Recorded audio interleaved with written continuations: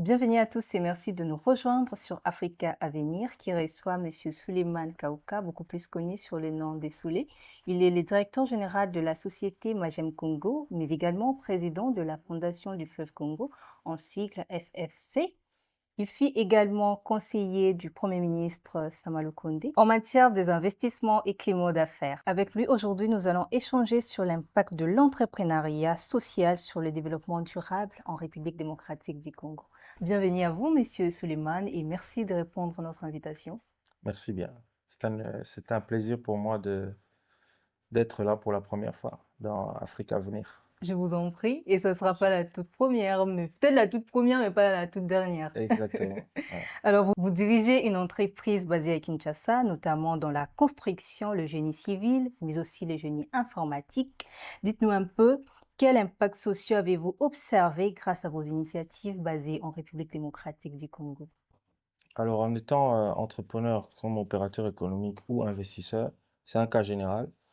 En termes d'impact sociaux, il faut aller sur plusieurs termes, hein. C'est-à-dire en termes, par exemple, d'impact social, c'est d'abord on peut dire l'emploi direct comme indirect. Ça veut dire, effectivement, vous êtes dans la construction, vous avez un projet en construction, vous générez de l'emploi, que ce soit Exact. direct comme indirect, ça veut dire avec la sous-traitance, comme avec vos propres employés.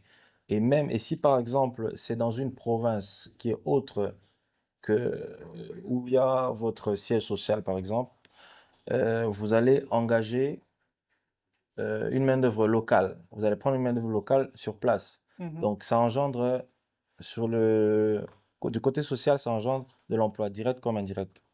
Sur le plan d'infrastructure, bien sûr, la construction, évidemment, Oui, des écoles, des centres de santé, euh, comme aussi des bâtisses administratives, ce qui n'est pas vraiment le cas pour nous parce qu'on n'a pas encore eu ce genre de projet. On en a eu un seul euh, jusque-là, mais ça arrive parce qu'on a déjà fait un bâtiment administratif et là, on a un projet avec une société pour la construction d'un centre de santé. pour réaliser tout ce projet, c'est vrai que vous êtes connu. Est-ce que le fait d'être connu, ça vous épargne de certaines difficultés? Oui. Oui, donc en parlant des difficultés, bon, c'est aussi connu de tous aujourd'hui, hein. Euh, L'accès au financement, beaucoup plus aussi pour surtout comme on dit, jeunes entrepreneurs, ceux qui viennent de débuter. Moi, ça fait 7 ans quand même que j'entreprends. Et l'accès au financement, qui est très, très sélectif chez nous. Mhm. Je parle du cas du Congo en tout cas. Sélectif. C'est-à-dire, oui, par Pourquoi? rapport aux Et critères, comment? par rapport aux critères de sélection, les garanties posent problème aujourd'hui et les taux d'intérêt sont très élevés, les taux d'intérêt de nos banques. Mhm. Donc, ça ne permet pas à tous les opérateurs économiques aujourd'hui, la plupart en tout cas, d'aller sur des très gros projets. Je parle des opérateurs économiques locaux, des entrepreneurs locaux. Pour aller sur des grands projets qui vont générer des millions aujourd'hui, le grand problème aujourd'hui, c'est l'accès au financement. Parce que on peut bien envier tous ceux qui viennent de l'étranger, qui font des gros projets sur place, mais il faut le dire, ils ont des accès faciles à des gros capitaux. Mhm. Quelque chose qu'on n'a pas, nous, ici, au Congo, il faut le dire. Je suis en contact avec plus de 50 entrepreneurs, c'est le même problème. Donc, le principal problème, c'est l'accès au financement. Les taux d'intérêt très élevés aussi. Et puis après, bon, vous aurez la lenteur de l'administration publique, Mhm. peut-être. La non-digitalisation aussi de toutes ces administrations publiques. On est encore sur du papier aujourd'hui, on écrit beaucoup. Quelle est votre stratégie d'entreprendre pour activer ou multiplier le revenu? Bon, c'est une question de cible, hein. Vous savez, aujourd'hui, les gens se perdent parce qu'ils ont plusieurs cibles à la fois. Quand vous êtes focus sur un secteur, dès le début, vous évoluez avec. Après, vous pouvez diversifier vos activités. Mais je crois que c'est d'abord la cible, savoir exactement quelles sont vos cibles ou vos objectifs Mhm. dans votre secteur d'activité. Et après, bon, on peut aller aussi sur le choix de la sous-traitance, sur le choix aussi des personnes. Et puis, je crois que c'est bon, hein. Pour le reste, c'est question de. S'il faut parler des autres, c'est question d'encouragement. Mhm. Mais comme conseil, en tout cas pour mon cas, c'est la cible, les cibles, et ensuite le choix des personnes avec qui travailler. Exactement. Vous venez de lancer votre fondation depuis, ça date de combien d'années Ah déjà? non, ça date, hein. Ça fait 8 ans. Ça fait 8 ans que ça On a existe. commencé en 2018. Ok. Ouais. Vous faites quoi dans votre fondation? Ouais. Elle est née en 2017. On a commencé les activités en 2018. Nous sommes dans l'environnement, c'est-à-dire nous luttons contre tout ce qui est déforestation et nous sommes dans la protection des écosystèmes Mhm. et c'est-à-dire le reboisement, tout ce qui est crédit carbone et Mm. tout ce qui est Le aussi changement climatique aussi. Oui, effectivement, c'est ça, c'est l'environnement en général. Exactement. Donc depuis 2018, au début, nous avons commencé, c'était la protection un peu des communautés riveraines Mhm. parce que nous avons remarqué qu'en RDC aujourd'hui, les côtes de nos fleuves, rivières et tout sont un peu fréquentées par une certaine classe qui n'a pas beaucoup de moyens.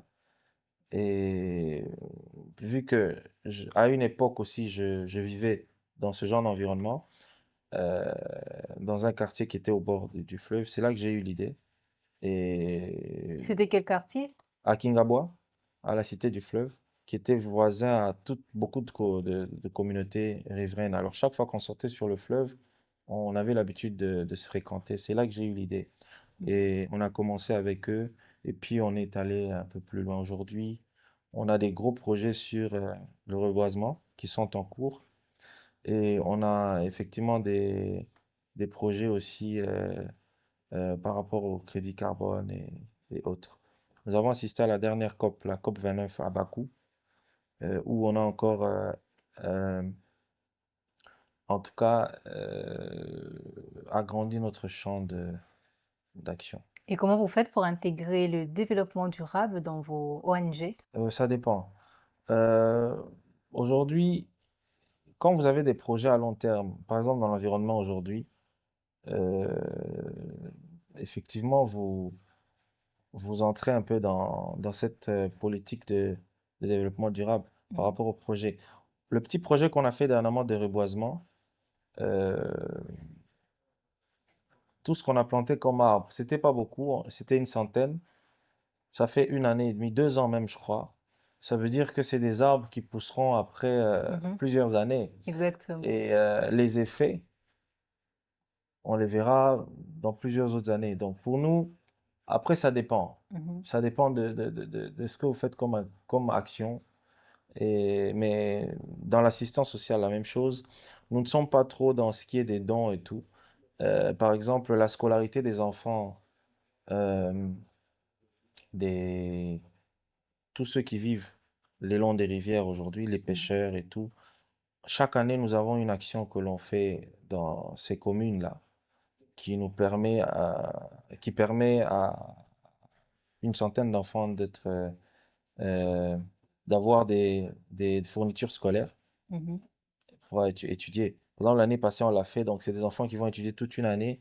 On refera la même action en septembre. C'est Vous chaque avez fait septembre ça à la où rentrée scolaire. précisément? On est basé vraiment pour des actions avec les communautés riveraines, c'est à Kingabwa. À Mais Kingabwa, pourquoi c'est seulement parce Kingabwa? que, parce que Kingabwa et Maluku sont les deux. Kingabwa, c'est un quartier délimité, mais c'est Exactement. un très grand quartier et c'est le quartier qui longe aussi le fleuve un peu. Mhm. Et c'est le quartier qui est beaucoup plus victime des inondations et Exactement. des intempéries pendant la saison des pluies. Depuis.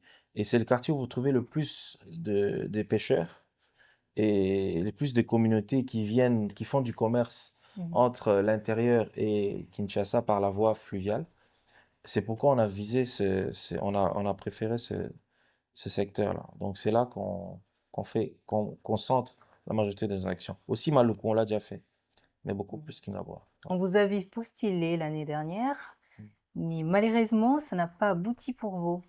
Quel est votre but ultime en politique pour les années à venir?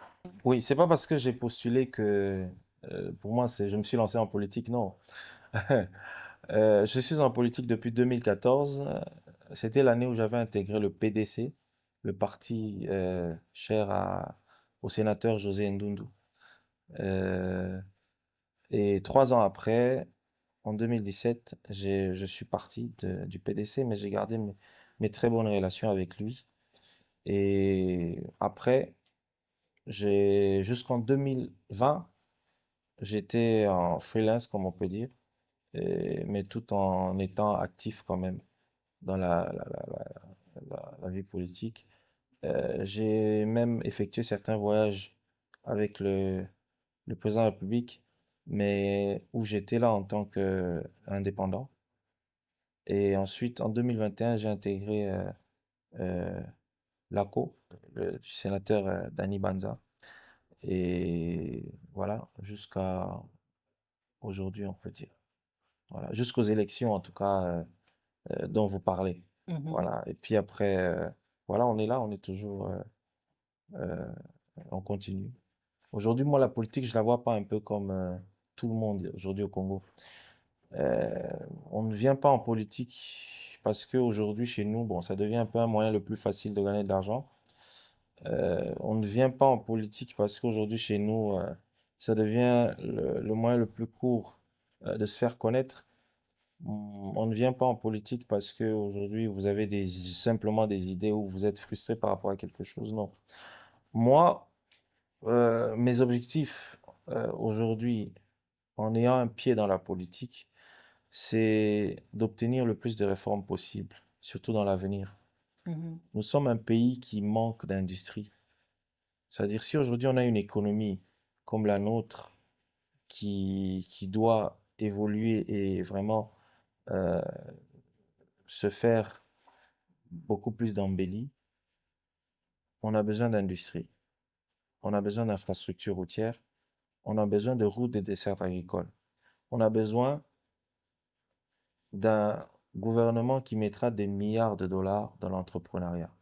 Mhm. On a besoin d'une politique aujourd'hui qui va favoriser l'éclatement du secteur privé et surtout qui favorisera la diversification des activités dans le secteur privé. On est trop focus dans les mines Mhm. aujourd'hui. Mais si vous allez dans des pays pétroliers, vous trouverez que c'est des pays qui, qui ont laissé le pétrole, qui continuent à exploiter le pétrole, mais qui l'ont laissé comme activité principale un peu en arrière. C'est-à-dire pour eux, c'est déjà bon. Ils sont passés, ils diversifient leur économie en ouvrant euh, beaucoup plus d'autres secteurs euh, dans le secteur privé comme dans le secteur public. Voilà, le Mais tourisme. en tant qu'entrepreneur, vous ne pouvez pas mettre tout cela en marche. Il vous faut tout simplement faire partie de la politique. Non, un entrepreneur local, comme ça, on est dans le secteur privé, on n'est pas décideur. Exactement. Euh, Mais rien n'empêche de ramener des investisseurs aussi pour coopérer avec le gouvernement pour mettre plusieurs projets en marche. oui, mais bon, ça ne se passe pas comme ça. Et c'est pas, je crois que c'est pas ça la solution. On doit travailler d'abord en interne ici. Moi, j'ai été à une époque, entre 2017 et 2020, j'ai été lobbyiste aussi et porteur d'affaires. J'avais toujours une même réponse. Et d'ailleurs, c'est ce qui m'a un peu euh, poussé à commencer à vraiment rentrer pleinement dans la politique, parce que j'ai compris que la solution devait venir de là, voilà, de là. Vous parlez avec des grosses pointures de-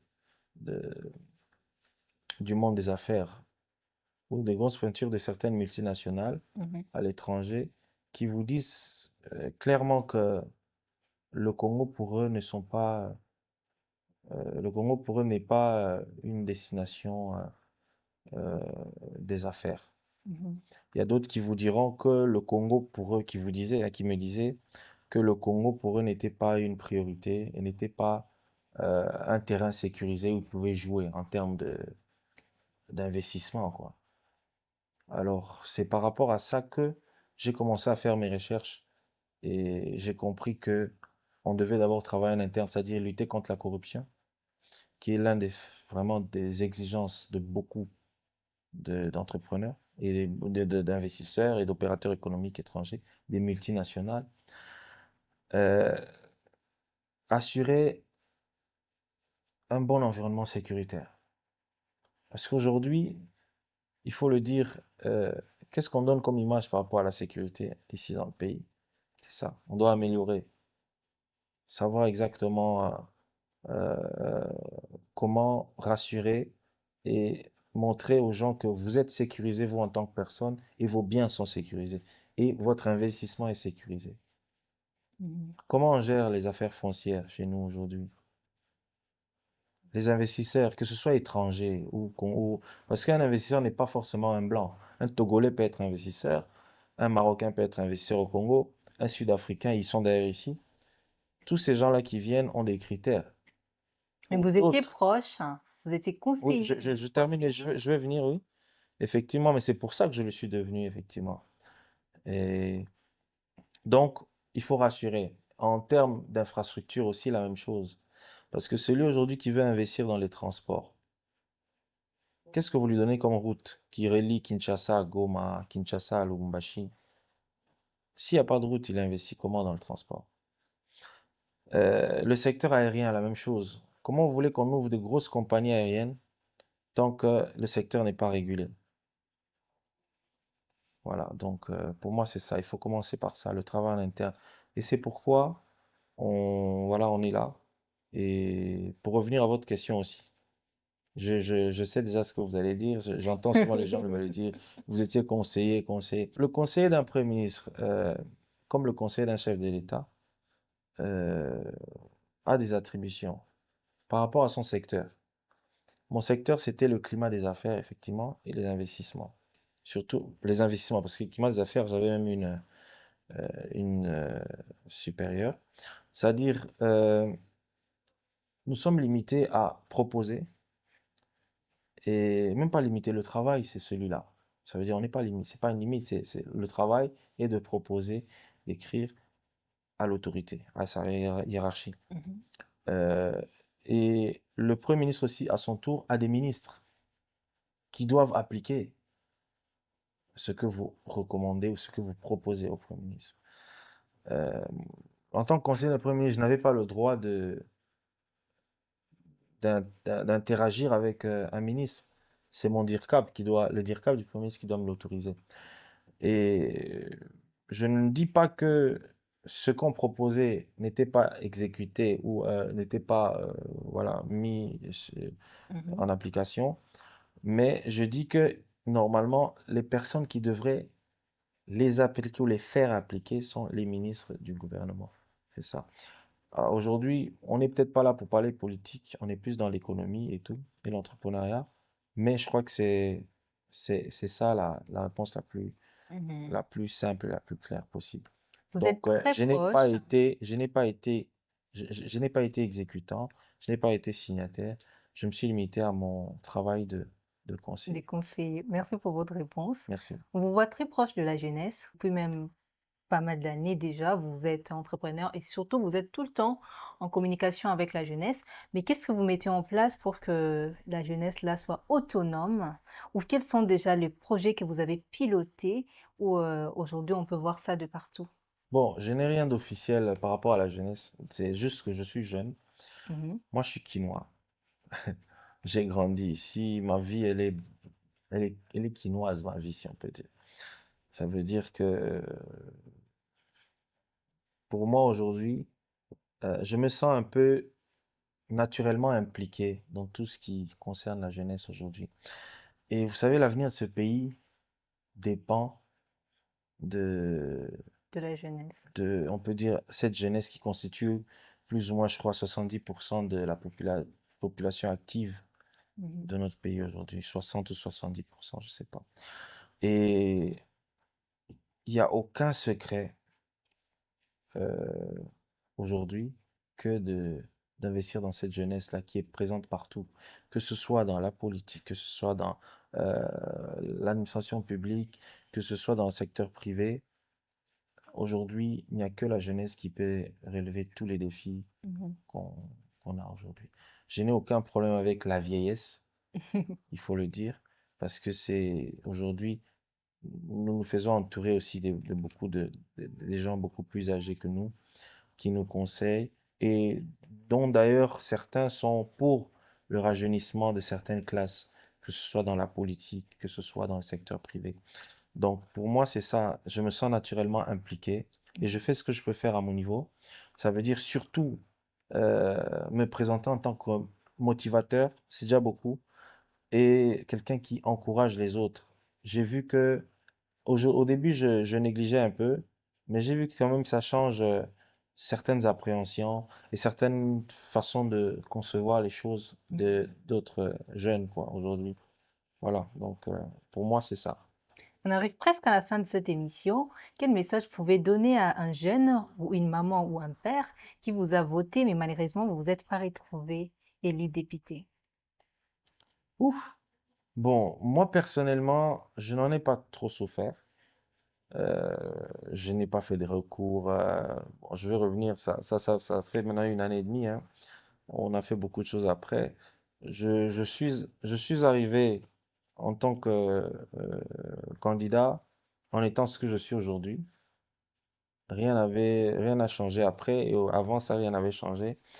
Mais c'était pour moi un plaisir, bien sûr, d'être parmi ceux-là qui allaient Mhm. plaider pour La la population? population et puis faire voter les lois et tout. Mais je crois que ceux qui sont là aujourd'hui font ce qu'ils peuvent. Je ne suis pas trop, mais je sais que il y en avait certains, hein, que j'avais vu qui étaient quand même qui avaient un peu la même motivation que nous. Et voilà, c'est pas perdu, hein. J'ai vu des gens échouer 2 fois et gagner la fois dernière. Donc, c'est pas vraiment un problème. Et puis, pour moi, un député, ça reste quand même quelqu'un qui s'implique aussi et qui reste engagé dans la vie quotidienne de tout le monde. C'est ce qu'on fait un peu aujourd'hui. Sauf qu'il a un peu une identité Mhm. beaucoup plus officielle et voilà. Mais sinon, ça ne me dérange pas. Et à ceux-là, comme vous avez dit, jeunes, comme maman, comme papa, non, ben, je leur demanderai de continuer à nous faire confiance. Et puis bon, on se De reverra garder très espoir. bientôt. Oui, gardez espoir. Je ne dis pas que ceux qui sont là le font mal, hein, ou travaillent pas bien, non. Mais seulement, on reviendra et après chaque 5 ans, on ne se fatiguera pas, il n'y a pas de problème. Et y a-t-il de place pour les gens qui veulent faire partie de votre fondation? Y a-t-il de motifs? Enfin, comment ils doivent s'inscrire? Devenir membre. Oui, Exactement. on est à 2 500 membres déjà enregistrés depuis. C'est très simple, on a un bureau que beaucoup de gens connaissent et on a des cartes de membres qu'on donne aux membres qui leur sert quand même de bénéficier de certains avantages quand il y a des actions ou Mhm. quand on veut faire une activité. Donc c'est très simple, on a un bureau sur l'avenue Ouagenia en face de l'hôtel Hilton et c'est là qu'on a l'habitude d'enregistrer Super. nos Et membres. quel conseil vous pouvez donner à un entrepreneur ou investisseur qui souhaite investir en République démocratique du Congo, mais qui a des doutes? Le grand problème ici, dans notre pays, c'est les gens ne, c'est un peu la connaissance de la procédure. Nous avons l'ANAPI, Mhm. qui est l'Agence nationale des investissements, de la promotion des investissements du Congo, qui fait un bon travail jusque-là. Depuis qu'il y a eu le passage du DG Anthony Kinzo, qui a un Mhm. peu essayé de, de, de, de faire beaucoup plus que ce qui était déjà fait dans cette agence. Je crois que c'est toujours mieux. J'ai toujours conseillé ça, même quand j'étais à la primature, je le disais aux gens. Vous arrivez, commencez par les voies officielles, ça veut dire l'ANAPI. C'est au sein de l'ANAPI que vous allez savoir exactement par rapport à votre secteur d'activité, à quoi vous devez vous attendre par rapport à ce qui est par exemple exonération, à ce qui est par exemple facilité par rapport à la douane et même aujourd'hui on a une zone économique de libre-échange à Maluku où il y a aussi certains avantages que vous pouvez bénéficier en tant qu'industriel, en tant qu'opérateur économique. Donc je crois il y a des choses qui changent quand même. Moi, je me rappelle quand j'étais encore à la primature, nous avons gagné plusieurs fois des points dans les agences de notation souveraine, Moody's and Standards and Poor's. Et euh, ça montre que il y a certaines améliorations. On doit beaucoup plus travailler sur la lutte contre la corruption et la sécurité des personnes et des biens. Mhm. Et surtout, travailler aussi sur la rationalisation de la fiscalité. C'est-à-dire que quelqu'un qui vient aujourd'hui au Congo investir doit déjà savoir il paiera quoi comme taxe? Mhm. Euh, comment se passe, comment est fait le secteur de, disons, l'environnement par rapport à la fiscalité? C'est-à-dire aujourd'hui, je viens investir au Congo, je viens mettre mon argent, je ne viens pas pour graisser la pâte à certains, je ne viens pas pour avoir des surprises par rapport aux taxes et aux impôts. C'est sur ça que nous devons travailler en interne. Facilement et automatiquement, c'est naturel. Ça attire. euh, on voit des pays comme ça, le Maroc, où les investisseurs viennent chaque année, naturel. De même, parce qu'ils sont rassurés que c'est des pays où il y a un travail qui se fait en interne par rapport à la lutte contre la corruption, par rapport à la sécurité, par rapport aux infrastructures routières, par rapport à, voilà, à tout ça. Le secteur de l'éducation, la santé, il faut travailler sur tout. Mhm. Et naturellement, après, c'est des investisseurs. Moi, personnellement, aujourd'hui, je trouve, si je dois parler du Congo, bien sûr, je parlerai de tout ce qui change aujourd'hui. Et je dirais à ces gens-là de venir, de ne pas hésiter. Le Congo est un pays où il y a beaucoup d'opportunités d'investissement, un peu dans tous les secteurs, si vous voyez Mhm. aujourd'hui. Le tourisme, nous avons 9 parcs nationaux, parcs animaliers. Si vous allez dans oui, l'hôtellerie, nos provinces manquent d'hôtels. Vous allez dans la construction, l'infrastructure. Vous avez le 40% de Kinshasa n'est pas loti, n'est pas construit. On peut envisager faire l'extension de la capitale. Donc, il y a tout ça. Dans le secteur de l'éducation, la même chose. Les universités, il faut relever la qualité de l'enseignement. Il faut la santé, les centres de santé, les hôpitaux, il n'y en a pas tout. Donc, dans tous les secteurs, il y a quelque chose à faire. Mhm. Donc, pour Donc, ils ceux-là sont le bienvenu. ils sont les bienvenus. Voilà. On arrive presque à la fin. Quel message vous souhaitez passer à la population de l'Est du pays qui vous suit aujourd'hui, peut-être? L'Est du pays, c'est un secteur où, disons, c'est un coin où je vais depuis, ça fait peut-être 15 ans aujourd'hui. La première fois que je suis arrivé à Goma, c'était en 2010. Et depuis, parce que je suis aussi administrateur dans la fondation Fali Poupa. C'est grâce à cette fondation que j'ai connu un peu l'Est du Congo, parce qu'en 2013, on faisait notre première action là-bas à Bukavu. Mhm. Et, non, c'était d'abord à Goma, et après on est allé à Bukavu, dans la même période, en 2013. Donc ça fait aujourd'hui, je peux dire, 12 ans qu'on avait fait notre première action là-bas. Et depuis, on n'a pas arrêté d'y retourner. Et moi, j'étais à Goma au mois de décembre, pour mois de décembre, oui, novembre, décembre, oui. C'était pour, effectivement, on lançait les travaux de la construction d'une école dans le camp de Nzulo, un camp qui a été dévasté après. C'était en janvier que le camp a été détruit. Et je crois l'école aussi a la même chose, je pense. Donc, c'est un C'est secteur que je connais dommage. bien. Alors, effectivement, ce qui se passe là-bas aujourd'hui, je ne vous dirai rien de ce que vous savez déjà. C'est, c'est des atrocités pour lesquelles une personne humaine aujourd'hui ne serait pas d'accord. Bon, euh, je demanderai aux populations qui sont là-bas de tenir bon et nous espérons que tout va revenir dans l'ordre bientôt et nous allons recommencer à y aller sans problème en étant en sécurité comme on avait l'habitude d'y aller. Et voilà, en tout cas pour toutes ces populations meurtries aujourd'hui, je sais ce que ça fait. Je suis allé dans des camps, je suis allé à Mugunga, j'ai vu comment les gens vivaient. Je suis allé à Pandi, je suis allé à Walikale à l'époque. Euh, je sais ce que c'est. Je connais très très bien euh, ce que vivent les gens là-bas et c'est c'est horrible. Je vous souhaite un bon vent. Lorsque Dieu fera grâce, vous serez élu député, vous allez venir en aide à cette population-là Ouais, qui ont tant souffert. c'est pas une priorité pour l'instant, même le jour où je vais repostuler. Pour moi, l'objectif, c'est de changer les choses. On peut être député, mais vous allez vous limiter à proposer des lois, peut-être qui passeront pas. Mhm. Et vous ne changerez, si vous demandez combien de députés ont changé la vie des gens aujourd'hui au Congo, il n'y en a pas beaucoup. Je préférais être de la classe de ces gens euh, qui seront gravés dans l'histoire du Congo en disant que c'est ceux-là qui ont fait qu'aujourd'hui, il y ait plusieurs industries dans toutes les provinces du Congo Mhm. qui produisent du lait qu'on exporte, qui produisent du jus à base de pastèque qu'on exporte. Aujourd'hui, c'est bien de produire, mais est-ce qu'on exporte? Qu'est-ce qu'on exporte au Congo? On importe presque tout.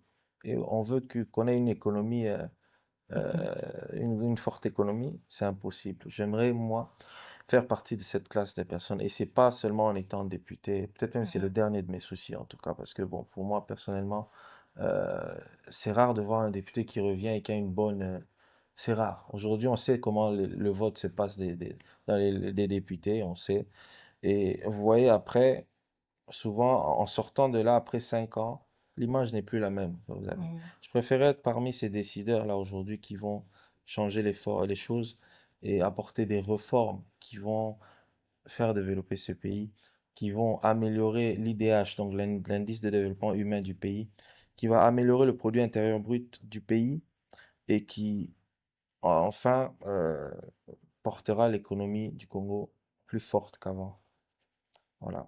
Merci beaucoup à Merci. vous. Merci à vous surtout de répondre à notre invitation malgré votre agenda chargé. Merci beaucoup. Je vous remercie. En tout cas, bon vent à Africa à venir. Et c'est vraiment merveilleux ce que vous faites. Je vous en prie. Merci. Merci à vous, chers téléspectateurs, de nous avoir suivis. On s'est dit à très bientôt et restez connectés sur toutes nos plateformes de diffusion. Et si vous souhaitez télécharger cette émission, vous pouvez juste taper africavenir.com sur www.com. À très bientôt.